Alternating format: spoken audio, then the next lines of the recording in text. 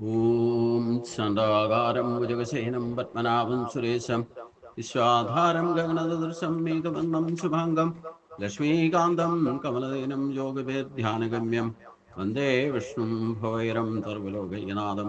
ഓം നമോ ഭഗവതേ വാസുദേവായ. നമോ ഭഗവതേ വാസുദേവായ. ഓം ശ്രീകൃഷ്ണായ പരബ്രഹ്മണേ നമഃ. എല്ലാ സജ്ജനങ്ങൾക്കും ഗുരുവായൂരപ്പന്റെ നാമത്തിൽ സാഷ്ടാംഗ പ്രണാമം.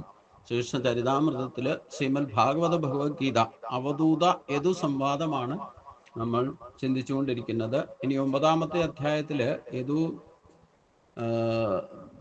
അവധൂത സംവാദം സമർപ്പിക്കുകയാണ്. അവധൂതൻ തുടർന്നും രാജാവിനോട് പറഞ്ഞു, എന്തെങ്കിലും കൈവശപ്പെടുത്തി സൂക്ഷിച്ചു വയ്ക്കുന്നതാണ് വലിയ ദുഃഖം. ഒന്നും സൂക്ഷിച്ചു വയ്ക്കാതെ ആത്മാവിനെ ശരണം പ്രാപിക്കുന്നവൻ അനന്തസുഖം അനുഭവിക്കും. ഈ പാഠമാണ് ഞാൻ ഞാറപ്പക്ഷിയിൽ നിന്നും പഠിച്ചത്. അതായത് നമ്മൾ സാധാരണ ഗൃഹസ്ഥന്മാര് എന്ത് കിട്ടിയാലും വേണ്ടില്ല, അത് മക്കൾക്കൊന്നോ അല്ലെ വരും തലമുറയ്ക്കൊന്നും പറഞ്ഞിട്ട് കരുതി വെക്കുന്ന ഒരു സ്വഭാവമുണ്ട്. എന്ത് കരുതി വെച്ചാലും അത് പിന്നീട് ദുഃഖഹേതുവാകുന്നാണ് പറയുന്നത്. അപ്പൊ അതുകൊണ്ട് ഈശ്വര നിയമം അനുസരിച്ചുകൊണ്ട് ശരിക്കും ഒന്നും കരുതി വെക്കാൻ നിയമമില്ല. അവരവരെ ജനിച്ചത് അവരവരുടെ വഴികൾ തേടി അവരവരുടെ സ്വഭാവവും പ്രകൃതിദത്തമായിട്ടുള്ള ഗുണഭേദങ്ങൾ അനുസരിച്ചു കൊണ്ടും വാസനാബലത്താലും അനുഭവിക്കേണ്ടത് യഥാവിധി അനുഭവയോഗ്യമാക്കണം. അതാണ് ഓരോ മനുഷ്യന്റെയും കർത്തവ്യം. അതായിരിക്കണം ജീവിത ലക്ഷ്യം. അതുകൊണ്ട് പഞ്ചമഹായജ്ഞങ്ങൾ അനുസരിച്ച് ജീവിക്കാൻ ഞാൻ പറഞ്ഞിട്ടുണ്ട്. അത് ചെയ്യുകയാണെങ്കിലും അതിൽ കരുതി വെക്കാൻ നിയമമില്ല. നമുക്ക് 5 രൂപ കിട്ടി 5 രൂപ ചെലവാക്കാനും 1 രൂപ 4 ഭാഗം ദേവന് കൊടുക്കാനുള്ളതും പിതൃക്കൾക്ക് കൊടുക്കാനുള്ളതും മറ്റ് ദാനകർമ്മങ്ങൾ ചെയ്യാനും പിന്നെ അതിഥി സൽക്കാരത്തിനും ഒക്കെ വേണ്ടിയിട്ട് ഉപയോഗിച്ച് ഒരു ഭാഗം സ്വന്തമായിട്ട് എടുക്കാമെന്ന് പറഞ്ഞു. അപ്പൊ വരും തലമുറയ്ക്ക് എന്താ കരുതി വെക്കുന്നതെന്ന് എല്ലാവർക്കും വിചാരം വരാൻ കരുതി വെക്കാൻ നിയമമില്ല. ഈശ്വര നിയമം അനുസരിച്ചുണ്ട്. അതുകൊണ്ട് അവധൂതൻ പറയുന്നത് ശ്രദ്ധിക്കുക. എന്തെങ്കിലും കൈവശപ്പെടുത്തി സൂക്ഷിക്കുന്നതാണ് വലിയ ദുഃഖം ഒന്നും സൂക്ഷിച്ചു വെക്കാതെ ആത്മാവിനെ ശരണം പ്രാപിക്കുന്നവൻ അനന്ത സുഖം അനുഭവിക്കും. ഈ പാഠമാണ് ഞാറപ്പക്ഷിയിൽ നിന്നും അവധൂതൻ പഠിച്ചത്. ഞാറപ്പക്ഷി ഒരു മാംസകഷ്ണം കൈവശപ്പെടുത്തി സൂക്ഷിച്ചു വെക്കാൻ ശ്രമിച്ചു. മാംസകഷ്ണം കൈവശമില്ലാത്ത കൂടുതൽ ബലവാന്മാരായിരിക്കുന്ന പക്ഷികൾ അതിനെ വളഞ്ഞ് ഉപദ്രവിക്കാൻ നോക്കി. ഞാറപ്പക്ഷി ആ മാംസകഷ്ണം ഉപേക്ഷിച്ചതോടെ മറ്റുള്ളവരുടെ ഉപദ്രവത്തിൽ നിന്ന് മുക്തനാകുകയും ചെയ്തു. അതുകൊണ്ട് ഞാറപ്പക്ഷി ഒരു മാംസകഷ്ണം കൂടെ പോയപ്പം അതിലും വലിയ കഴുകന്മാര് ഈ ഞാറപ്പക്ഷിയെ ഉപദ്രവിക്കാൻ ശ്രമിച്ചു. എന്തിനു വേണ്ടിയിട്ടാണ്? ഈ മാംസത്തിന് വേണ്ടിയിട്ട്. ആ മാംസം അങ്ങോട്ട് ഉപേക്ഷിച്ചപ്പം ഈ ബാക്കി പക്ഷികളുടെ ശല്യം ഇല്ലാതെയായി. അതിൽ നിന്ന് പഠിക്കേണ്ടത്, നമ്മൾ ആവശ്യമില്ലാതെ ആവശ്യത്തിൽ കൂടുതൽ ശരീര സംരക്ഷണത്തിന് നമ്മുടെ നിലനിൽപ്പിന് ആവശ്യമുള്ളതൊക്കെ നമ്മൾ കരുതി വെക്കണം. അതാണ് 1/5 ഭാഗം പറയുന്നത്. അത് അമിതമായി പോയി കഴിഞ്ഞാൽ പിന്നെ മറ്റുള്ളവർ അത് തട്ടിപ്പറിക്കാൻ ശ്രമിച്ചുകൊണ്ടിരിക്കും. പലതരത്തിലും ഗതിവിഗതികൾ സംഭവിക്കും. അത് നമുക്ക് സംസാര ബന്ധനത്തെയും ദുഃഖത്തെയും ഉണ്ടാക്കും. ഇത് മാത്രമല്ല, നമ്മൾ മക്കൾക്ക് വേണ്ടിയിട്ടാണെങ്കിൽ എന്തെങ്കിലും സമ്പാദിച്ച് കരുതി വെച്ചാൽ വരും തലമുറ അത് നശിപ്പിക്കാൻ വേണ്ടിയിട്ടേ കർമ്മം ചെയ്യൂ. സ്വന്തമായിട്ടൊന്നും പ്രയത്നിച്ച് പൈസയുടെ വിലയോ അല്ലെങ്കിൽ സമ്പത്തിന്റെ വിലയോ അധ്വാനത്തിന്റെ വിലയോ അറിയാതെ അതൊക്കെ ഒരു തലമുറ നശിപ്പിക്കും. വീണ്ടും അടുത്ത തലമുറ വരുമ്പോഴത്തേനും ദരിദ്രമാരായിട്ട് മാറുകയും ചെയ്യും. അതുകൊണ്ട് ഒന്നും കരുതി വെക്കരുതെന്ന് ഈശ്വര നിയമം പറയുന്നു. ഇനി 19ാമത്തെ ഗുരുവായിരിക്കുന്ന ശിശുവിൽ നിന്ന് ഞാൻ പഠിച്ചത് പറയാം. എനിക്ക് മാനാപമാനങ്ങളില്ല, വീട് കുടുംബം എന്ന ചിന്തയുമില്ല. ആത്മാവിൽ ക്രീഡിച്ച് ആത്മാവിൽ ആനന്ദിച്ച് ഞാനൊരു കുട്ടിയെ പോലെ സ്വതന്ത്രനായിട്ട് സുഖിച്ചു കഴിയാണ്. ഈ ലോകത്ത് ചിന്താരഹിതനായിട്ട് സുഖിക്കുന്നവർ 2 പേരേ ഉള്ളൂ. ഒന്നിനും വേണ്ടിയിട്ട് യജ്ഞാപ്തനായിരിക്കുന്ന ഒരു കുട്ടി, നിഷ്കളങ്ക മനസ്സൻ, ഗുണാതീതനായിരിക്കുന്ന സത്യദർശി. ഈ ലോകത്ത് 2 പേരാണ് എപ്പോഴും സന്തുഷ്ടരായിരിക്കുക. ഒന്നും ആഗ്രഹിക്കാതെ നിഷ്കളങ്ക ബുദ്ധിയോടുകൂടി നിഷ്കളങ്ക മനസ്സോടുകൂടിയിരിക്കുന്ന ഒരു കുട്ടിയുടെ ഭാവം. നിഷ്കളങ്കമായിരിക്കുന്ന കുട്ടികൾ ദൈവതുല്യരാണ്. കുട്ടികളെയാണ് ഭഗവാൻ ഏറ്റവും ഇഷ്ടം എന്ന് പറയാനും ഈ പറയുന്ന ഇന്ദ്രിയ നിയന്ത്രണത്തിന്റെയോ ഇല്ലേ മനസ്സിന്റെ നിയന്ത്രണത്തിനോ കണ്ടതിന്റെ കേട്ടയും കേട്ടതിന്റെ പിന്നാലെ പരക്കം പായുന്ന സ്വഭാവവും ഇല്ലാതെ നിഷ്കളങ്കമായിട്ട് സ്വസ്ഥമായിട്ട് ചിരിച്ചിരിക്കുന്ന പ്രസന്നചിത്തനായിരിക്കുന്ന ഒരു കുട്ടിയുടെ ഭാവമാണ് ഏറ്റവും നമ്മൾ ആനന്ദമഗ്നമായിട്ട് ഇരിക്കുന്നത് കാണേണ്ടത്. രണ്ട് ഭാവങ്ങളെ മനുഷ്യ കുലത്തിൽ തന്നെ ഒക്കെ പ്രത്യക്ഷത്തിൽ സന്തോഷം അനുഭവിക്കാൻ സാധിക്കും. അതേസമയം അതേപോലെ തന്നെയാണ് ബ്രഹ്മജ്ഞാനം ലഭിച്ചിരിക്കുന്ന സത്യദർശി എപ്പോഴും സന്തുഷ്ടനായിരിക്കും, പ്രസന്നചിത്തനായിരിക്കും. ഭഗവാന്റെ മുഖം നോക്കിക്കോളൂ, എപ്പോഴും പ്രസന്നചിത്ത. ആ നിത്യ ശുദ്ധ സത്യവസ്തുവായിട്ടിരിക്കുന്നത് കൊണ്ടാണ് ഭഗവാൻ എപ്പോഴും പ്രസന്നചിത്തനാണ്. അപ്പൊ അതുകൊണ്ട് ഗുണാതീതനായ സത്വദർശി. കുമാരിയിൽ നിന്ന് ഞാൻ പഠിച്ചത് എന്താണെന്നോ, ഒരിക്കൽ വീട്ടിൽ മറ്റാരും ഇല്ലാതിരുന്നപ്പോൾ ഒരു കുമാരിക്ക് വീട്ടിലെത്തിയ അതിഥികളെ സൽക്കരിക്കേണ്ടി വന്നു. അവർക്ക് ഭക്ഷണം നൽകാനായിട്ട് നെല്ലുകുത്തി അവൾ അരിയെടുക്കാൻ ശ്രമിച്ചു. അപ്പോഴേക്കും കയ്യിൽ കിടന്ന ശംഖുവളകൾ വലിയ ശബ്ദമുണ്ടാക്കി. അസുഖപ്രദമായിരിക്കുന്ന ആ ശബ്ദം അവളെ വല്ലാതെ ലജ്ജിപ്പിച്ചു. അവളാകട്ടെ ഓരോ കയ്യിലും ഈ 2 വളകൾ മാത്രം ശേഷിപ്പിച്ചു. മറ്റുള്ളവ അഴിച്ചു ദൂരെ മാറ്റി. എന്നിട്ടും നെല്ലുകുത്തുന്ന അവളുടെ കൈകൾ ശബ്ദഘോഷം മുഴക്കിക്കൊണ്ടിരുന്നു. കൈകളിലെ ഓരോ വളകൾ കൂടി അഴിച്ചു മാറ്റി. ഓരോന്നും മാത്രമായപ്പോൾ ശബ്ദഘോഷം നിലച്ചു. ഒറ്റയ്ക്കാണെങ്കിൽ പിന്നെ ശബ്ദഘോഷത്തിന്റെ പ്രശ്നമില്ല. പലരൊരുമിച്ചാൽ ശബ്ദഘോഷവും കലഹവും അനിവാര്യമായി വരും. അതുകൊണ്ട് 2 പേരായാൽ പോലും അത് ഒഴിവാക്കുക വയ്യ. അതുകൊണ്ട് കുമാരിയുടെ വളകളെ ഒറ്റയ്ക്ക് കഴിഞ്ഞ് കൂടുന്നതാണ് സുഖപ്രദം എന്ന്. ഒരു യോഗി പ്രാണനെ നിയന്ത്രിച്ച് ഒരിടത്ത് തന്നെ മനസ്സിനെ സദാ ഏകാഗ്രമാക്കി നിർത്തണം. ആസനസ്ഥിരതയോടുകൂടി വൈരാഗ്യവും അഭ്യാസയോഗവും ഉറപ്പിക്കണം. അങ്ങനെ സർവം ഈശ്വരമയം ഉറപ്പുവരുത്തുമെങ്കിൽ ആ യോഗിയെ പിന്നെ കർമ്മത്തിന്റെ കെടുതികൾ ബാധിക്കുന്നതേ ഇല്ല. സത്വഗുണം പെരുകി രജസ്തമോ ഗുണങ്ങളാകുന്ന മനസ്സ് നിർവാണസുഖം അനുഭവിക്കും. അങ്ങനെ ആത്മസ്വരൂപത്തിൽ നിരുദ്ധ ചിത്തനായിട്ട് അകവും പുറവും അറിയാതെ യോഗി സ്വരൂപ അനുഭവത്തിൽ അലിഞ്ഞു ചേരും. അമ്പിന്റെ മുന കൂർമ്പിച്ചുകൊണ്ടിരിക്കുന്ന ഇക്ഷുകാരൻ അതിലേക്ക് കടന്നുപോയ രാജാവിനെ കുറിച്ച് അറിഞ്ഞതേയില്ല. അതുണ്ടാക്കിക്കൊണ്ടിരുന്ന അയാൾ അതിൽ തന്നെ ബദ്ധശ്രദ്ധനായി ഭവിച്ചിരുന്നു. ഒരു യോഗി ഏകനായിട്ട് കഴിഞ്ഞുകൂടണം. ഒരു പ്രത്യേക ഇടത്തിലും അധിക നാൾ തങ്ങരുത്. ആചാരങ്ങളിലൊന്നും കുടുങ്ങിപ്പോകരുത്.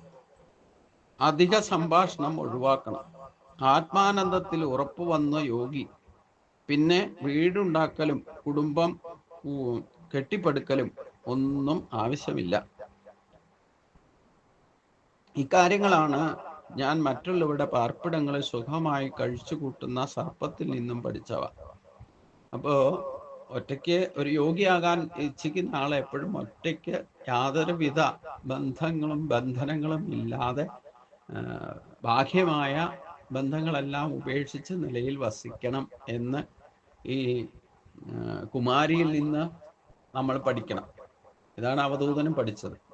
കാരണം ആരെങ്കിലും ഒരാളെങ്കിലും കൂടിയാൽ അവിടെ സംഘദോഷവും സമ്പർക്കദോഷവും ഉണ്ടാകാൻ ഇടവരും. അതുകൊണ്ട് ആരും കൂട്ടില്ലാതെ ഒറ്റയ്ക്ക് ഈശ്വരിലേക്ക് എത്തണം എന്ന ലക്ഷ്യം വെച്ച് ജീവിക്കാൻ ഏകാന്ത ഭക്തി എന്ന് പറഞ്ഞാൽ പോലും അതിനുതകുന്ന മാർഗം തന്നെ സ്വയം സ്വീകരിക്കണം. അതിനു വേണ്ടിയിട്ട് സകലതും ത്യജിക്കണം എന്ന് തന്നെയാണ് ഈ കുമാരിയിൽ നിന്ന് ഇന്നും നമ്മളും പഠിക്കേണ്ടത്.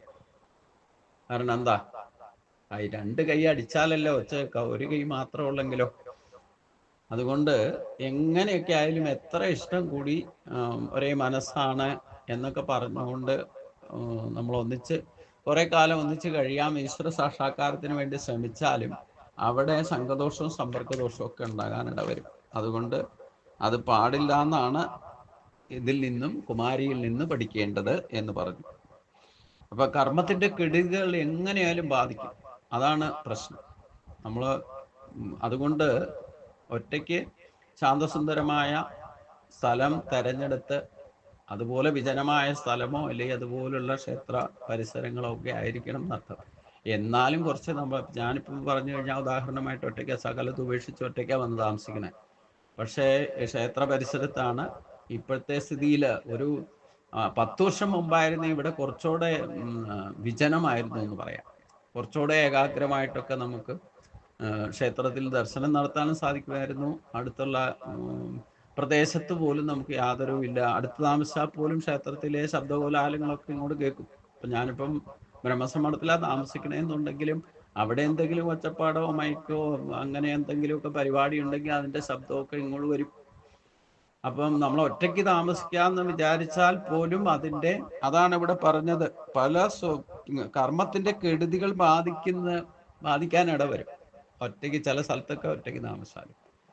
അപ്പൊ പിന്നെ ആരെങ്കിലും കൂട്ടുപിടിച്ചാലോ പിന്നെ പറയുകയും വേണ്ട. അതുകൊണ്ട് അങ്ങനെ ചില കാര്യങ്ങൾ ഇപ്പം നമ്മൾ കുടുംബം വിട്ടു വന്നു എന്ന് ഉദ്ദേശിച്ചുകൊണ്ടും പൂർണ്ണമായിട്ട് മുക്തനാകുന്നില്ല എന്നിപ്പം മനസ്സിലായി. ഇപ്പൊ 41 ദിവസം തികയാൻ പോവാണ്. അതിനിടയ്ക്ക് പോലും മനസ്സിലായി ഇപ്പൊ എങ്ങനെയൊക്കെയാണെന്ന് സംഗതി. നമ്മളെല്ലാം വിട്ടു വന്നാലും ചില കർമ്മത്തിന്റെ ബാധകൾ നമ്മളെ വിട്ടുപോകാതെ നിൽക്കും. അത് പൂർണ്ണമായിട്ട് ഉപേക്ഷിക്കാനും പറ്റാത്ത അവസ്ഥയിൽ. ചില കർമ്മങ്ങൾ നമുക്ക് പൂർണ്ണമായിട്ട് ഉപേക്ഷിക്കാനും പറ്റില്ല. കാരണം നിന്റെ സ്വഭാവം കൊണ്ട് നീ ചെയ്യേണ്ടി വരുന്ന ഭഗവാൻ തന്നെ പറഞ്ഞിട്ടുണ്ടല്ലോ. അതുകൊണ്ട് നമുക്ക് പൂർണ്ണമായിട്ട് അങ്ങോട്ട് ആരെങ്കിലും സങ്കടം കൊണ്ട് വന്നു കഴിഞ്ഞാൽ നമുക്കതിനുള്ള പരിഹാരം പറഞ്ഞു കൊടുക്കാതിരിക്കാൻ പറ്റില്ല. അപ്പം അങ്ങനെ ചില കാര്യങ്ങൾ നമ്മുടെ സ്വഭാവം കൊണ്ട് ചിലത് നമ്മളെ ചെയ്യിപ്പിക്കും. പ്രകൃതി തന്നെ നമ്മളെ കൊണ്ട് ചെയ്യിപ്പിക്കുന്നതാണ്. അപ്പൊ ഈ കർമ്മത്തിന്റെ ബാധ പൂർണ്ണമായിട്ട് ഒഴിവാക്കാൻ പറ്റാത്ത അവസ്ഥയുണ്ട്. അപ്പൊ പിന്നെ കൂടുതൽ സംഘം ഉണ്ടാക്കാതിരിക്കാൻ ശ്രദ്ധിക്കുക എന്നുള്ളതാണ് നമുക്ക് കരണീയമായിട്ടുള്ളത്. അപ്പൊ അതുകൊണ്ട് സ്വരൂപാനന്ദ ഭാവത്തിൽ അലിഞ്ഞു ചേരണം. ഇങ്ങനെയൊക്കെ ഉണ്ടായാലും വേണ്ടില്ല, അവിടെയൊക്കെ സ്വരൂപാനന്ദത്തിലേക്ക് നമ്മൾ മടങ്ങി വരാൻ ശ്രദ്ധിക്കണം എന്നറിയാം. എന്തായാലും എപ്പോഴും 100% നമ്മൾ ഒറ്റയ്ക്ക് താമസിക്കുന്നതുകൊണ്ട് ഏതായാലും 24 മണിക്കൂറും നമുക്ക് ഈ പറയുന്ന ബാധയൊന്നും ഉണ്ടാവില്ല. അപ്പം 2-3 മണിക്കൂർ നമ്മൾ എന്താ പറഞ്ഞേ പ്രാണായാമവും മറ്റേ പുറവുമായിട്ട് ബന്ധമില്ലാതെയൊക്കെ കുറച്ച് സ്വസ്ഥമായിട്ടിരിക്കാനുള്ള അവസരമൊക്കെ കിട്ടും. അത് ഉപയോഗപ്പെടുത്തുക. അഥവാ ആരെങ്കിലുമായിട്ട് ബാഹ്യമായിട്ട് ടച്ച് ഇല്ലെങ്കിൽ അങ്ങനെ ഉണ്ടായാലും ശംഖദോഷവും സമ്പർക്കദോഷവും ഉണ്ടാകാതിരിക്കാൻ ശ്രദ്ധിക്കുക. അങ്ങനെ ഒരു യോഗി ഏകനായിട്ട് കഴിഞ്ഞുകൂടണം. ഒരു പ്രത്യേക ഇടത്തിലും അധിക നാൾ തങ്ങുകയുമരുത് എന്നുകൂടി സൂചിപ്പിക്കുന്നുണ്ട്. ഇപ്പൊ സ്ഥിരമായിട്ട് വസിച്ചാലാണ്, ഇപ്പൊ ശങ്കരാചാര്യരുടെ രീതി അനുസരിച്ചുകൊണ്ട് ഒരു 15 പേര് കൂടുതൽ കാണാൻ വരാൻ തുടങ്ങിക്കഴിഞ്ഞാൽ അദ്ദേഹം ശിഷ്യന്മാരോട് പറയും നമുക്ക് ഈ പ്രദേശം ഉപേക്ഷിക്കേണ്ട സമയമായിരിക്കുന്നു. അപ്പം അങ്ങനെയൊക്കെ ചില നമ്മൾ തീരുമാനങ്ങളൊക്കെ എടുക്കേണ്ടതായിട്ട് വരും. അതുകൊണ്ടാണ് സ്ഥിരമായിട്ട് ഒരിടത്തും വസിക്കാതിരിക്കാൻ ശ്രദ്ധിക്കണം എന്ന് പറയുന്നത്. അപ്പം പ്രത്യേക ഇടത്തിലും അധിക നാൾ തങ്ങരുത്. ആചാരങ്ങളിലൊന്നും കുടുങ്ങിപ്പോകരുത്. അപ്പൊ ഈ ആചാരാനുഷ്ഠാനങ്ങളിലും നമ്മളുമായിട്ട് യാതൊരുവിധ സംഘദോഷവും സമ്പർക്കദോഷവും ഉണ്ടാകാതെ അഥവാ ജന്മവാസന ബലം ഉണ്ടാകാതെ ശ്രദ്ധിക്കണം. ആചാരാനുഷ്ഠാനങ്ങൾ ശാസ്ത്രവിധി ഇങ്ങനെയാണെന്നൊക്കെ പറഞ്ഞുകൊണ്ട് ചില ആചാരാനുഷ്ഠാനങ്ങളൊക്കെ കുടുങ്ങിപ്പോകും. അതിപ്പം ലേറ്റസ്റ്റ് എനിക്ക് ഈ അമ്പലത്തിൽ പോയപ്പോൾ തന്നെ ചില കാര്യങ്ങൾ എനിക്ക് മനസ്സിലായി അനുഭവത്തിൽ നിന്ന്. അപ്പൊ അനുഭവം ഉണ്ടാകുമ്പോൾ കൃത്യമായിട്ട് മനസ്സിലാവും. അപ്പോൾ അങ്ങനെ ചില പ്രശ്നങ്ങളും നമ്മൾ ക്ഷേത്രത്തിലുമായിട്ട് ബന്ധപ്പെട്ട് നമുക്ക് നേരിട്ട് സ്വാതന്ത്ര്യമില്ലാത്ത ഇല്ലേ മറ്റുള്ളവരുടെ കീഴിൽ പ്രവർത്തിക്കുന്ന ക്ഷേത്രം പൊതുവേ അങ്ങനെ ഒരാളുടെ കീഴിലല്ലല്ലോ. അവിടെ ഒരു പൊതുവായ സ്ഥാപനമാകുമ്പോൾ അതിൻ്റെതായ ഗതിവിഗതികളൊക്കെ സംഭവിക്കുമ്പോൾ നമുക്ക് ഏകാഗ്രതയ്ക്ക് ഭംഗം വരും. അതാണ് ഈ ആചാരാനുഷ്ഠാനങ്ങൾ അനുസരിച്ചുകൊണ്ട് നമ്മൾ ജീവിക്കുമ്പോഴും ചിലപ്പം നമുക്ക് അത് കുടുങ്ങിപ്പോകാൻ ഇടവരുന്നത്. അതാണ് ഇവിടെ സൂചിപ്പിക്കുന്നത്. അധിക സംഭാഷണം ഒഴിവാക്കണം. നിവർത്തിയുള്ളിടത്തോളം ആരോടും വർത്തമാനം പറയാൻ പോകാതിരിക്കുക. ആത്മാനന്ദത്തിൽ ഇപ്രകാരം ആത്മാനന്ദത്തിൽ ഉറപ്പു വന്ന യോഗി പിന്നീട് വീടുണ്ടാക്കലും കുടുംബം കെട്ടിപ്പടുക്കലും അവിടെ പോലും ഇവിടെ പോലും പിന്നെ പ്രാരാബ്ധങ്ങൾ പുതിയതായിട്ട് എന്തെങ്കിലും ആരംഭം കുറിക്കലും ഒന്നും ആവശ്യമില്ല എന്ന് മനസ്സിലാവും. ഇക്കാര്യങ്ങളാണ് മറ്റുള്ളവരുടെ പാർപ്പിടങ്ങളിൽ സുഖമായി കഴിച്ചു കൂട്ടുന്ന സർപ്പങ്ങളിൽ നിന്ന് പഠിച്ചവ. ഇനിയും ചിലന്തിയിൽ നിന്ന് ചിലത് പഠിക്കാനുണ്ട്. ഇപ്പൊ സർപ്പങ്ങൾ ഒരിക്കലും സ്വന്തമായിട്ട് വീടുണ്ടാക്കിയിട്ട് എവിടെയെങ്കിലും സ്ഥിരമായിട്ട് വസിക്കുക എന്നുള്ളൊരു സ്വഭാവം സർപ്പങ്ങൾക്കില്ല എന്നർത്ഥം. അതുകൊണ്ട് ഒരു യോഗിക്കും അതുപോലെ സ്വന്തമായിട്ടൊരു സ്ഥാപനം ഉണ്ടാക്കലോ ഇല്ലെങ്കിൽ ഒരു വീടുണ്ടാക്കലോ അത് പ്രാരാബ്ധങ്ങൾ വീണ്ടും ചിലതൊക്കെ നമുക്ക് ചുറ്റുവട്ടം കാണാം. ഇപ്പൊ ഈ ആത്മീയ മാർഗത്തിൽ വരുന്നവരൊക്കെ പുതിയ പുതിയ സംരംഭങ്ങളും ആശ്രമങ്ങളും ഉണ്ട്. അതും ഒരു വീടാണല്ലോ ആശ്രമം എന്ന് പറഞ്ഞാലും. ആശ്രമം ഉണ്ടാക്കുക, പിന്നെ കുറെ പേരെ വിളിച്ചു വരുത്തുക, അല്ലെങ്കിൽ അതുപോലുള്ള ആശ്രമത്തിന്റെ പേരിൽ കുറെ സ്ഥാപനങ്ങൾ ഉണ്ടാക്കുക. ഇതൊക്കെ കർമ്മബന്ധനം ഉണ്ടാക്കും എന്നാണ് ഇവിടെ സൂചിപ്പിക്കുന്നത്. അപ്പം സർപ്പങ്ങളുടെ പ്രത്യേകത എന്താ? അവ സ്വന്തമായിട്ട് പാർപ്പിടം ഉണ്ടാക്കാറോ എവിടെ വസിച്ചാലും വേണ്ടില്ല, സുഖമായിട്ട് കഴിച്ചു കൂട്ടും. എവിടെ ആയാലും വേണ്ടില്ല, മറ്റുള്ളവരുടെ വീട്ടിലായാലും വേണ്ടില്ല, എവിടെയാണ് സ്ഥലം കിട്ടിയത് അവിടെ കയറിയിരുന്ന് സുഖമായിട്ടിരിക്കും. അതേപോലെ ആയിരിക്കണം എന്നറിയണ യോഗി. ഇനി ചിലന്തിയിൽ നിന്ന് പഠിച്ചത് എന്താ? അഖണ്ഡബോധരൂപമായിരിക്കുന്ന ഒരേ ഒരു നാരായണൻ മായയിലൂടെ നേരത്തെ സൃഷ്ടിച്ചതെല്ലാം തൻ്റെ തന്നെ കാലകലയെ ആശ്രയിച്ച് സംഭരിക്കുന്നു. കൽപ്പാന്തത്തിൽ എല്ലാം തന്നിലാക്കി സ്ഥിതി ചെയ്യുന്നു. എല്ലാറ്റിനും ഇരിപ്പിടമായിരിക്കുന്ന ആ ദേവൻ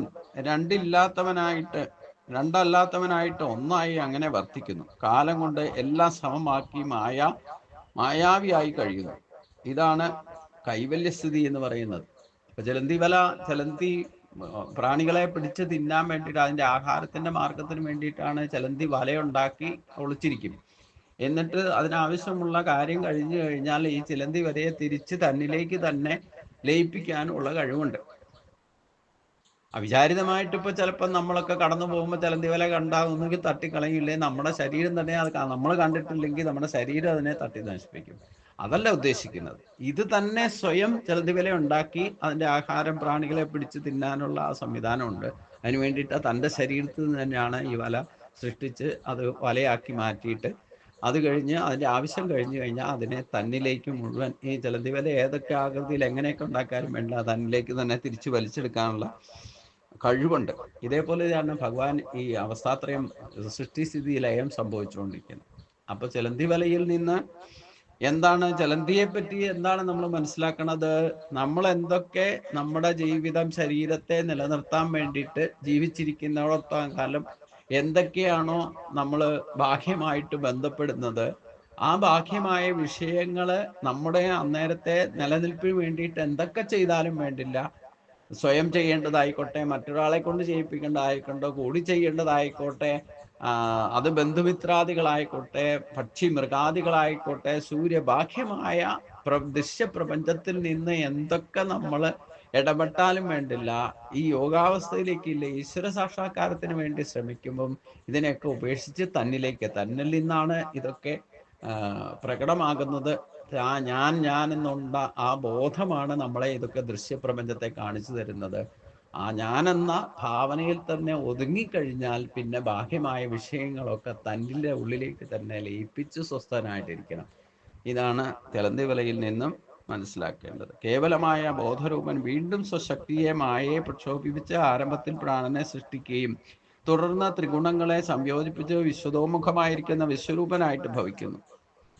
ആ ഭാവങ്ങൾ ഊടും പാവുമായിട്ട് കോർത്തിണക്കിക്കൊണ്ടിരിക്കുന്നതാണ് വിശ്വം. ഇതാണ് പുരുഷന്റെ സംസാരം. ചിലന്തി തൻ്റെ ഉള്ളിൽ നിന്ന് നൂലുണ്ടാക്കി പുറത്തേക്ക് കൊണ്ടുവന്ന് വല കെട്ടുന്നത് പോലെ ആ വലയിൽ വിഹരിച്ച് ശേഷം അതിനെ തിരിച്ചെടുത്ത് തന്നിൽ തന്നെ ഒതുക്കി വയ്ക്കുന്നു. ഇതേപോലെയാണ് ജഗതീശ്വരന്റെ സൃഷ്ടിതീസി സംഹാര പ്രക്രിയ. 24ാമത്തെ ഗുരുവായിരിക്കുന്ന പട്ടുനൂൽ പുഴുവിൽ നിന്നും എന്താണ് പഠിച്ചത് എന്ന് ചോദിച്ചപ്പോൾ പുരുഷന്റെ മനസ്സ് സ്നേഹം കൊണ്ട്, ദേഷ്യം കൊണ്ടോ, ഭയം കൊണ്ടോ എവിടെയൊക്കെ എത്തിച്ചേരുന്നുവോ, എന്തൊക്കെ ഭാവന ചെയ്യുന്നുവോ പുരുഷൻ അതൊക്കെയായി ഭവിക്കുന്നു. ഇതാണ് സനാതനമായ ജീവിത നിയമം. പട്ടുനൂൽ പുഴുവിന്റെ കൂട്ടിലകപ്പെടുന്ന കീടം അതിന് അകത്തിരുന്ന് പട്ടുനൂൽ പുഴുവിനെ തന്നെ ധ്യാനിച്ച് തൻ്റെ പൂർവ്വരൂപം വിടാതെ തന്നെ പട്ടുനൂൽ പുഴുവായിട്ട് മാറുന്നു. പട്ടുനൂൽ പുഴുവിൽ നിന്നാണ് 24ാമത്തെ തത്വം പഠിച്ചത്. 24 ഗുരുക്കന്മാരെയാണ് പറഞ്ഞത്. അതിൽ 24ാമത്തെ ഗുരുവാണ് ഈ പട്ടുനൂൽ പുഴു. അപ്പൊ ഈ പട്ടുനൂൽ പുഴുവിന്റെ പ്രത്യേകത എന്താ? കൂട്ടിലകപ്പെടുന്ന കീടം അകത്ത് കിടന്ന് പട്ടുനൂൽ പുഴുവിനെ തന്നെ ധ്യാനിച്ച് തൻ്റെ പൂർവ്വരൂപം വിടാതെ തന്നെ പട്ടുനൂൽ പുഴുവായിട്ട് മാറുന്നു. പുരുഷനാകട്ടെ തൽക്കാല ദേഹം വിട്ടാലും, പുരുഷൻ എന്ന് പറയുന്നത് നമ്മുടെ ജീവനെയാണ്, ആത്മാവിനെയാണ്. നമ്മുടെ ഈ ശരീരം വിട്ടാലും എന്തിനെ ധ്യാനിച്ചുകൊണ്ട്, അല്ലെങ്കിൽ ഏതാണോ വാസനാബലം, എന്തിനെയാണോ നിരന്തരമായി ചിന്തിച്ച് കൊണ്ട് മരിക്കുന്നത്, ആ ശരീരം തന്നെ എടുത്തു വരും. എന്ത് വാസനാബലത്താലോ പോകുന്നു അതേ വാസനാബലത്താൽ തിരിച്ചു വരും. മനുഷ്യന്റെ പ്രത്യേകത അറിയാം. നമ്മള് ആ മരണസമയത്ത് മനസ്സൊരിക്കലും മരിക്കില്ല. മനസ്സ് മരിക്കില്ല എന്ന് പറഞ്ഞാൽ മനസ്സാണ് ജീവനെ ഇന്ദ്രിയ ശക്തിയെയും ചേർത്ത് വലിച്ചുകൊണ്ട് പോകുന്നതെന്നർത്ഥം. അപ്പൊ ആ പോകുന്ന ശരീരം വിടുന്ന സമയത്ത് എന്താണോ നമ്മുടെ വാസനാബലം, എന്താണോ പ്രബലമായ ചിന്ത, അതനുസരിച്ചുകൊണ്ടായിരിക്കും അത് പോകുന്നതും. എന്താണോ പ്രബലമായ ചിന്ത അതനുസരിച്ചുള്ള ശരീരം എടുത്തു വരും. പട്ടുനൂൽ പുഴും കൂട്ടിനകപ്പെട്ടിരിക്കുന്ന ഒരു പുഴു ചിന്തിക്കുന്നതും പട്ടുനൂൽ പുഴുവിനെ പറ്റി തന്നെ ചിന്തിച്ച് അത് പട്ടുനൂൽ പുഴുവായിട്ട് മാറും. അപ്പൊ അതുകൊണ്ട് ഇക്കാര്യങ്ങളെയാണ് ഞാൻ എൻ്റെ 24 ഗുരുക്കന്മാരിൽ നിന്ന് പഠിച്ചത്. ഞാൻ ഇനി എന്നിൽ നിന്ന് എന്ത് പഠിച്ചു എന്ന് ഞാൻ പറയാം. എൻ്റെ ദേഹം എനിക്ക് ഗുരുവാണ്. ജനിച്ച് മരിച്ച് സദാ ദുഃഖം ഉളവാക്കുന്ന അത് എന്നെ വിരക്തനും വിവേകിയുമാക്കി തീർക്കും. ഇങ്ങനെ എനിക്ക് ഒരു ഉപകാരം ചെയ്തുവെങ്കിലും ഞാൻ അതിനെ അശേഷം വിശ്വസിക്കുന്നില്ല. താമസിയായ ജന്തുക്കൾ ഭക്ഷിച്ച് കാഷ്ടിക്കുവാൻ പോകുന്ന ദേഹത്തിന്റെ ഞാൻ തികച്ചും അസംഗനാണ്. ഈ ദേഹത്തിന് വേണ്ടിയിട്ട് മനുഷ്യൻ, ഭാര്യ, പുത്രൻ, ധനം, ഭൃത്യൻ, പശു, വീട്, ബന്ധുജനങ്ങൾ എന്നിവയൊക്കെ കാത്തു സൂക്ഷിക്കുന്നു. കേവലം ഈ മാംസപിണ്ഡമായിരിക്കുന്ന, ഇല്ലെങ്കിൽ മാലിന്യക്കൂമ്പാരമായിരിക്കുന്ന ഈ ശരീരത്തിന് വേണ്ടിയിട്ടാണ് നമ്മൾ ഇതൊക്കെ ചെയ്യുന്നതെന്ന് മനസ്സിലാക്കണം. അപ്പൊ അതുകൊണ്ട് നമുക്ക് ശരിക്കും പറഞ്ഞാൽ നമ്മ പരമമായെന്ന് അറിയാൻ വേണ്ടിയിട്ട് പുറത്തേക്ക് നമ്മുടെ ശരീരത്തെയും ശരീരത്തിലുള്ള ശക്തിയെയും ആസുരി സമ്പത്തും ദൈവിക സമ്പത്തും ചേർത്താണ് നമുക്ക് ശരീരം തന്നെ തന്നിരിക്കുന്നത്. ഇതിൽ ദൈവിക സമ്പത്ത് ഇല്ലെങ്കിൽ ഈ ആസുരി സമ്പത്തിന്റെ നിലനിൽപ്പ് സാധ്യമല്ല. അതായത് ആസുരി സമ്പത്താണ് ശരീരം. ശരീരത്തിലുള്ള ജീവനും ജീവന്റെ ഇന്ദ്രിയ ശക്തികളും കണ്ണുകൊണ്ട് കാണാൻ സാധിക്കുന്നുണ്ട്, ചെവി കൊണ്ട് കേൾക്കാൻ സാധിക്കുന്നുണ്ട്, വാക്കുകൊണ്ട് പറയാൻ സാധിക്കുന്നുണ്ട്. ഇങ്ങനെ നമുക്ക് എന്തൊക്കെ ശക്തികൾ, ഇന്ദ്രിയ ശക്തികൾ, ഓരോന്നും ഓരോ കോപത്തിലും പോലും പ്രവർത്തിക്കുന്ന ശക്തിയെ പറ്റി യുക്തിവിചാരം ചെയ്യണം. അപ്പൊ ഈ ആസുരി സമ്പത്ത് നഷ്ടപ്പെടുന്നതാണ്, നഷ്ടപ്പെടാത്തതും നമ്മുടെ കയ്യിലുണ്ട്. അപ്പൊ ഈ ശരീരത്തിൽ നിന്നും എന്തൊക്കെ നമുക്ക് പഠിക്കാൻ പറ്റും, അതാണ് പഠിക്കാൻ എളുപ്പം. എന്തിനു പുറത്തേക്ക് അന്വേഷിച്ചു പോകുന്നു? ഈ ദൈവിക ശക്തിയും ആസുരി ഭൗതികവുമായിട്ടുള്ള ശക്തി രണ്ടും ചേർന്നാണ് നമ്മുടെ ശരീരം. ഈ ബാഹ്യ വിഷയങ്ങളും അങ്ങനെയാണല്ലോ. അപ്പൊ അതുകൊണ്ട് ഈ ശരീരത്തിന് വേണ്ടിയിട്ടാണ് നമ്മൾ ഈ പുത്രൻ, ഭാര്യ, വീട്, ധനം എന്ന് വേണ്ട, പശു, വീട്, ബന്ധുജനങ്ങൾ എന്നിവയൊക്കെ കാത്തു സംരക്ഷിക്കൂ. നമ്മൾ ഇതിൻ്റെയൊക്കെ വലിയ ആളായിട്ടാണ് കാത്തു സൂക്ഷിക്കണേ. നമ്മുടെ ശരീരത്തിന്റെ പോലും നമ്മൾ ആരുമല്ല കാത്തു സൂക്ഷിക്കാൻ പറ്റൂ. നമ്മൾ വെറും സൂക്ഷിപ്പുകാരാ. അത് കാക്കുന്നത് ദൈവമാണ്. അതുകൊണ്ട് ഗർഭകാലം തൊട്ട് നമ്മളെ രക്ഷിക്കുന്നതാരാ? ഇപ്പോഴും രക്ഷിച്ചുകൊണ്ടിരിക്കുന്നതാരാ? അപ്പൊ ഈ മാലിന്യ കൂമ്പാരമായിരിക്കുന്ന നാളെ 50 ഗ്രാം ചാരമായി മാറേണ്ടതോ ഇനി വെറുതെ കളഞ്ഞാൽ വല്ല കഴുകനോ പക്ഷികളോ കീടങ്ങളോ അഴുകി ചേർന്ന് മണ്ണിലേക്ക് പോകുന്ന സാധനമുണ്ട്. അതുകൊണ്ട് ഈ ശരീരം തന്നെയാണ്, ശരീരവും ശരീരത്തിൽ. അതുകൊണ്ട് ഗുരുവായൂരപ്പൻ എന്ന് പറഞ്ഞാൽ എന്താ? ഗുരു എന്ന് പറയുന്നത് പ്രാണൻ, ഈ ശരീരമാണ് ഊര്. ആ ശരീരത്തെ ഈ പ്രാണൻ ഗുരു നിലനിർത്തുന്നത് ഈ വായുവിന്റെ, പ്രാണവായുവിന്റെ ഗതിവിഗതി കൊണ്ടാണ്. അതിന്റെ അധികാരി ഞാൻ എന്ന് പറയുന്ന നമ്മൾ ഓരോരുത്തരുമാണ്. അപ്പൊ ഈ ശരീരം തന്നെ, ശരീരത്തിലുള്ള പ്രാണൻ തന്നെ ഗുരുവാണ്. ആ ശരീരം നശിക്കുന്നതാണെന്ന് എപ്പോഴും അതിൽ നിന്ന് പഠിക്കണം. അപ്പൊ അതുകൊണ്ട് ഉണ്ടായത് നശിക്കുന്നതാണ്. അപ്പൊ അതിന്റെ ക്ലേശങ്ങൾ അതിൽ തന്നെ, ശരീരം ശ്രേഷ്ഠമാണ്, എൻ്റെ എന്ന് പറഞ്ഞുകൊണ്ടിരുന്ന ആ ശരീരം തന്നെ നമ്മളെ ദുഃഖിപ്പിക്കും. അതുകൊണ്ട്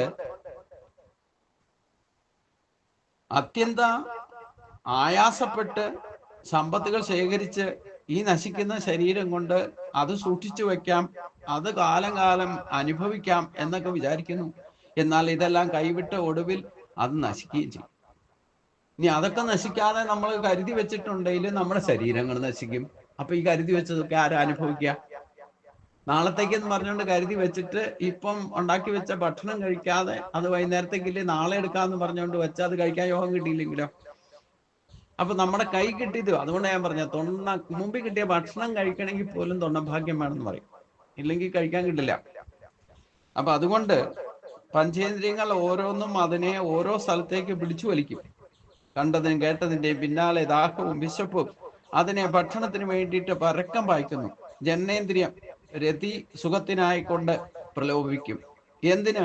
ഇവയെല്ലാം കൂടി ദേഹത്തെ ബഹുഭാര്യനായിരിക്കുന്ന ഒരു ഗ്രഹനാഥനെ ഭാര്യമാരെ പോലെ സദാ പീഡിപ്പിച്ചു കൊണ്ടിരിക്കും. ഇപ്പം ബഹുഭാര്യനായിരിക്കുക എന്ന് പറഞ്ഞാൽ ഒരാളെ തന്നെ കൊണ്ടു നടക്കാൻ പറ്റില്ല. അപ്പം 3-4 ഭാര്യമാരുണ്ടെങ്കിലോ ചുറ്റും. അപ്പൊ ഇവരെയൊക്കെ നയിക്കുന്ന എങ്ങനെ എന്ന് പറഞ്ഞ പോലെ നമ്മുടെ ശരീരമാകുന്ന ഇതിലിരിക്കുന്ന ജീവൻ പുരുഷനാണ്. ഈ പറയുന്ന ഇന്ദ്രിയങ്ങളും 10 ഇന്ദ്രിയങ്ങളെ 10 ഭാര്യമാരായിട്ട് കണ്ടു. അതാണ് ഞാൻ പറഞ്ഞത്, ശ്രീകൃഷ്ണൻ 16,108 ഭാര്യമാരെ പറഞ്ഞിട്ട് നമ്മുടെ ശരീരത്തിലെ നാഡീശക്തികളാണ് ഇതൊക്കെ. ഓരോ നാടികളും നമ്മളെ ഇങ്ങനെ പിടിച്ചു വലിക്കും. ബഹുഭാര്യനായിരിക്കുന്ന ഒരു ഭർത്താവിന്റെ അവസ്ഥയാണെന്നർത്ഥം. ഈ പുരുഷനെയാണ് പിടിച്ചു വലിക്കുന്നത്. ഒന്നിന്റെ പിന്നാലെ ഇന്ദ്രിയങ്ങൾ ഓരോന്നും കണ്ണും കാഴ്ചകളുടെ പിന്നാലെ പോവും, ചെവി കേൾവികളുടെ പിന്നാലെ പോവും. എന്ന് വേണ്ട, ഇന്ദ്രിയങ്ങളിൽ ഏതൊക്കെ ശക്തിയുണ്ടോ അതൊക്കെ ബാഹ്യമായ വിഷയങ്ങളുമായിട്ട് എപ്പോഴും ബന്ധപ്പെട്ടാ നിൽക്കുക. അതിനെയൊക്കെ അങ്ങോട്ടും ഇങ്ങോട്ടും ഒക്കെ പിടിച്ചു വലിക്കും. അപ്പൊ അതുകൊണ്ട് അതിൽ നിന്നൊക്കെ വിടുതലുണ്ടാക്കണം. ഇല്ലെങ്കിൽ ക്ലേശം ഒരിക്കലും അവസാനിക്കുന്ന പ്രശ്നമേ ഇല്ല. അത് കഴിഞ്ഞതൊക്കെ തന്നെ ഇങ്ങനെ വൃഷധർമ്മത്തിൽ അവലംബിച്ച് കറങ്ങിക്കൊണ്ടിരിക്കുന്ന യന്ത്രം പോലെയാണ് ദേഹം. പഞ്ചേന്ദ്രിയങ്ങൾ ഓരോന്നും അതിനെ ഓരോ സ്ഥലത്തേക്ക് പിടിച്ചു വലിക്കുകയും ചെയ്യും. ദാഹവും വിശപ്പും അതിനെ ഭക്ഷണത്തിന് വേണ്ടിയുള്ള പരക്കം പാച്ചലും ജനനേന്ദ്രിയം രതിസുഖത്തിനായിക്കൊണ്ട പ്രലോഭനവും എന്തിന് ഇവയെല്ലാം കൂടി ദേഹത്തെ ബഹുഭാരനായിരിക്കുന്ന ഒരു ഗ്രഹനാഥനെ ഭാര്യമാര് പിടിച്ച് സദാ പീഡിപ്പിക്കുന്നത് പോലെ ആണ് ഈ മനുഷ്യദേഹത്തിന് വന്നിരിക്കുന്നത് എന്നർത്ഥം. എന്നാൽ ഇതേ മനുഷ്യദേഹത്തിന് വലിയൊരു മഹത്വമുണ്ട്. ബ്രഹ്മാനുഭവത്തിന് ഉതകുന്നു എന്നതാണ് ഇതിന്റെ മഹത്വം. ഇതേ ശരീരം തന്നെ, നമ്മൾ ഈ ഭൗതിക കാര്യങ്ങൾക്ക് വേണ്ടിയിട്ട് രമിക്കാൻ ഉപയോഗിക്കുന്ന ഈ ശരീരം തന്നെ നമുക്ക് ബ്രഹ്മാനന്ദത്തെ അനുഭവിക്കാൻ സാധിക്കും എന്നുള്ളതാണ് ഈ ശരീരത്തിന്റെ ഏറ്റവും വലിയ മഹത്വം അഥവാ ഗുണം. അത് അനുഭവിക്കാൻ സാധിച്ചാൽ ഈ ശരീരത്തോടു കൂടി ഇരിക്കുമ്പോ തന്നെ ജീവൻ മുക്തനായിത്തീരും. ഓപ്ഷൻ നമ്മുടെ മുമ്പിലാണ്. അതുകൊണ്ട് അനിർവചനീയമായിരിക്കുന്ന ഈ മായയെ അവലംബമാക്കിക്കൊണ്ട് ബ്രഹ്മദേവൻ പുരങ്ങൾ പോലുള്ള അനേകം ദേഹങ്ങളെ സൃഷ്ടിച്ചു. വൃക്ഷങ്ങൾ, ഓന്തുകൾ, മൃഗങ്ങൾ, പക്ഷികൾ, ഈച്ചകൾ, മീനുകൾ, 84 ലക്ഷം തരം ജീവജാലങ്ങള് ഇങ്ങനെ സൃഷ്ടിച്ചു. ഒടുവിൽ ബ്രഹ്മ അനുഭവത്തിന് ഉതകുന്ന ബുദ്ധിയോടുകൂടിയ മനുഷ്യദേഹം സൃഷ്ടിച്ചതോടെയാണ് ഈ ബ്രഹ്മദേവൻ പോലും സന്തുഷ്ടനായത്. ബാക്കിയൊക്കെ സൃഷ്ടിച്ചിട്ടും ഈ ദേഹത്തിന്റെ മഹത്വം കൊണ്ട് എങ്ങനെ ഈശ്വര സാക്ഷാത്കാരം നേടാൻ സാധിക്കും, ഏത് ജീവിക്ക് സാധിക്കും എന്ന് പലത് സൃഷ്ടിച്ചു നോക്കിയിട്ടും സംതൃപ്തി ഇല്ലാതിരുന്ന ബ്രഹ്മദേവൻ മനുഷ്യ ശരീരം സൃഷ്ടിച്ചപ്പോഴാണ് യഥാർത്ഥത്തിൽ സന്തുഷ്ടനായത്. കാരണം മനുഷ്യൻ വിചാരിച്ചാൽ അവന് ഈശ്വര സാക്ഷാത്കാരം നേടാൻ സാധിക്കും എന്നാണ് ഇതിൽ നിന്നും. അപ്പൊ അങ്ങനെ ശ്രേഷ്ഠമായ ഒരു മനുഷ്യ ശരീരം കിട്ടിയവരല്ലേ നമ്മള്. അതുകൊണ്ട് ഈ മനുഷ്യദേഹം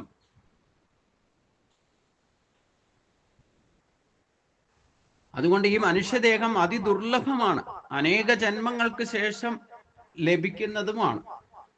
അനിത്യമാണെങ്കിലും ഇത് ജീവിതത്തിന്റെ പരമലക്ഷ്യം നേടിത്തരാൻ കരുത്തുറ്റതാണ്. അത്രമാത്രം ഗുണസമ്പന്നമാണ്.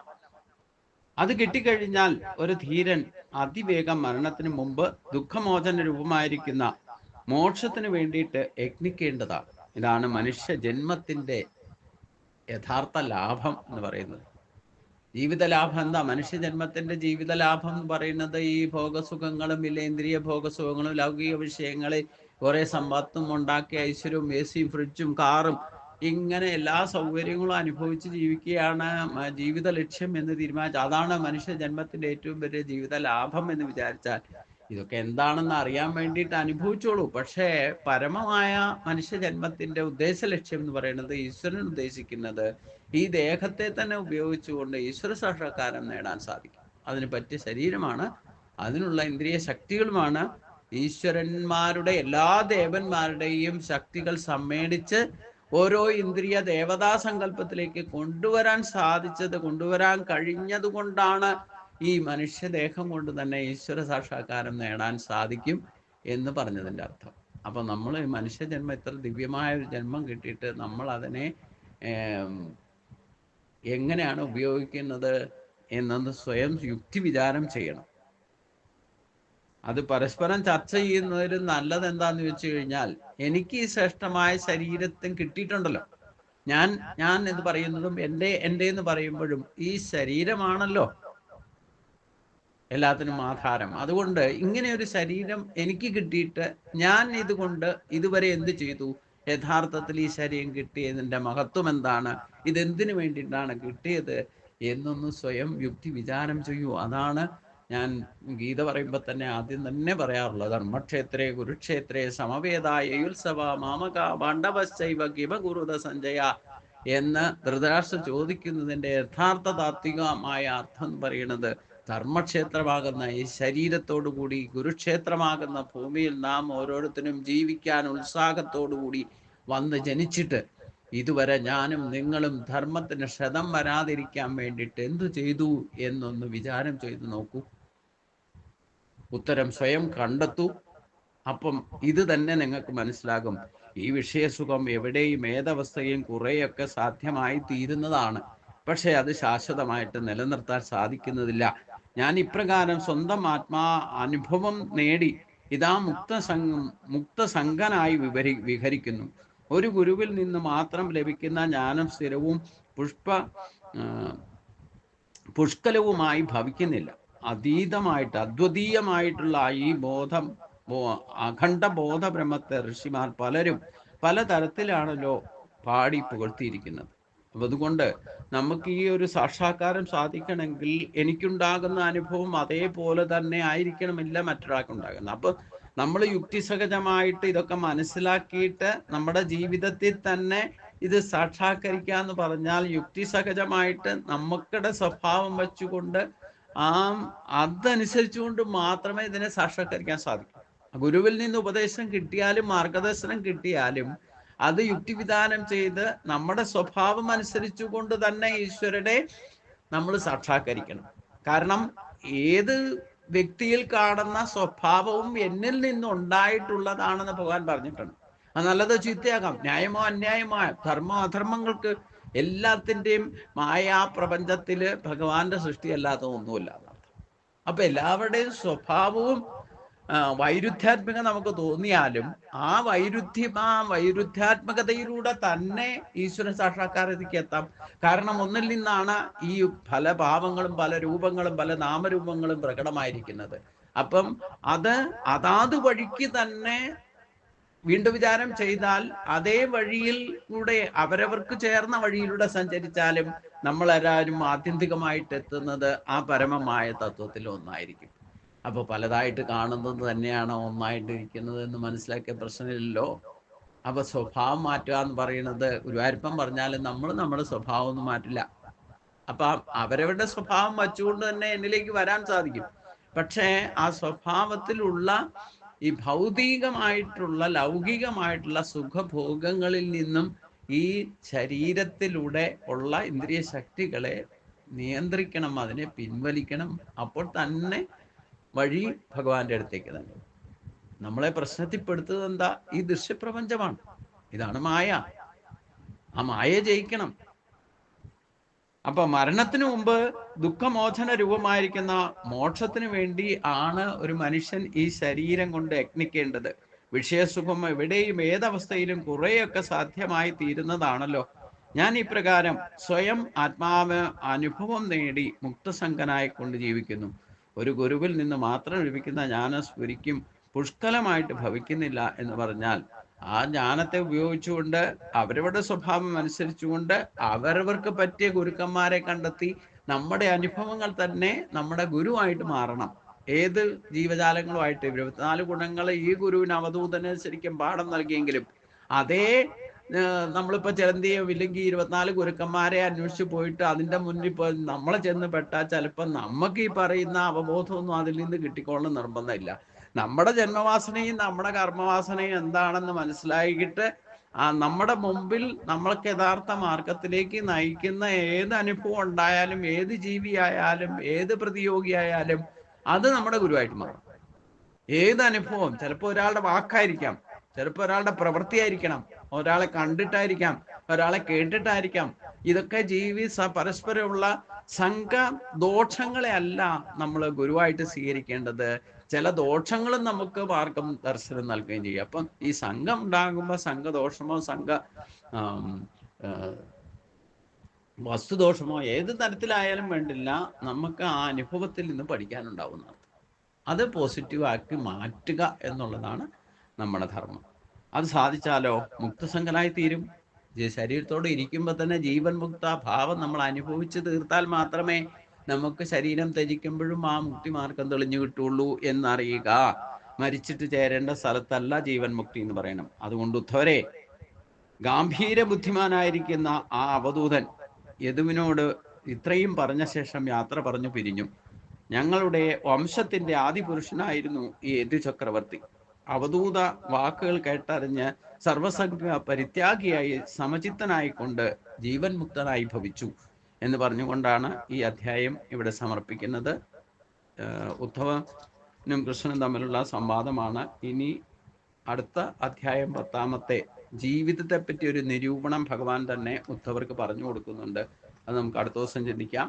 എല്ലാവർക്കും നമസ്കാരം. ഓം സ്വസ്തി പ്രജാഭ്യാം പരിപാലയന്താം നായനമാർക്കേണ മഹിമഹീശാകോ ബ്രാഹ്മണേഭ്യ ശുഭമസ്തൃത്യം ലോകാ സമസ്താ സുഖിനോ ഭവന്തു. ലോകാ സമസ്താ സുഖിനോ ഭവന്തു. ഓം ശാന്തി ശാന്തി ശാന്തി.